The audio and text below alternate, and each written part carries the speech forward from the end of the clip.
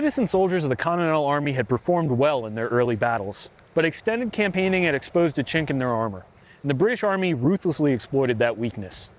Following two major defeats, George Washington limped the Continental Army through swirling snow and biting cold into winter quarters. The losses at Germantown and Brandywine had exposed that an army could not win on fighting spirit alone, and training and reorganization would be required. It was time to temper the steel of his men and hone their fighting edge. What better place to smithy this force than here at Valley Forge?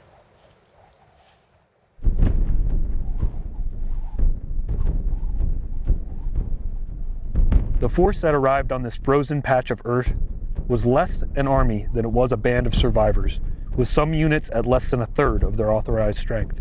Encamped in nearly 2,000 wooden huts just like these, the men of the Continental Army at Valley Forge were representative of the diverse makeup of colonial America at that time. Among their ranks were men from the 13 original colonies, second and third generation English settlers, recent German and Irish immigrants, free and enslaved African Americans, and even a contingent of Native American warriors. Though the men experienced the encampment in different ways based on their race or social position, the biting cold of the Pennsylvania winter was the great equalizer.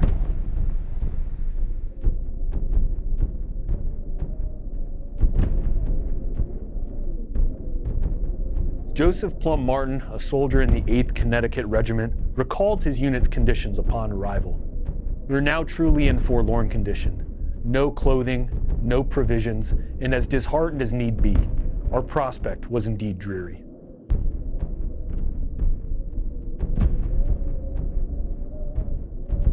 It was under these conditions that the Continental Army began its fateful transformation. Under a Prussian drill master named Friedrich von Steuben, this Continental Force was put to task. Von Steuben created a model company whose training he personally oversaw. He focused on the manual of arms, firing orders, and movement formations, and soon this ragtag group was transformed into a lethal fighting force. Von Steuben dispersed his model company across the Army at Valley Forge. These subject matter experts transformed the host into a professional army.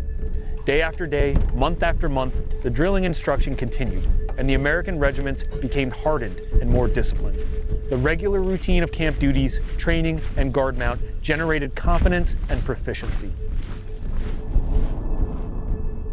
Joseph Plum Martin recalled, "There was no cessation of duty in the Army. There was no going home and spending the winter season among friends, recruiting a new strength of spirit. There was only constant drill, winter and summer. Like an old horse at the mill, a continual routine."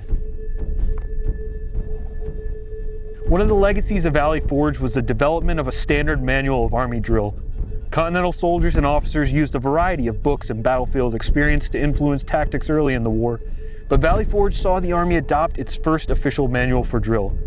The Blue Book, as it was known, would continue to serve as the U.S. Army's official drill manual until 1813.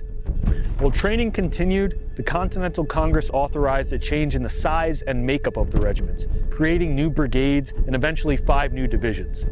Additionally, experts arrived from Europe and provided critical training for the specialty branches of the Continental Army. They provided a focus on bridging and fortifications, which continues with the engineering branch to this day.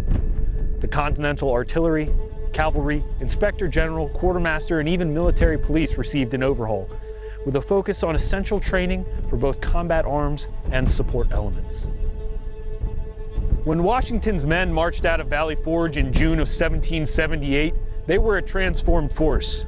No longer a ragtag militia, they were a predecessor to the most lethal military in history.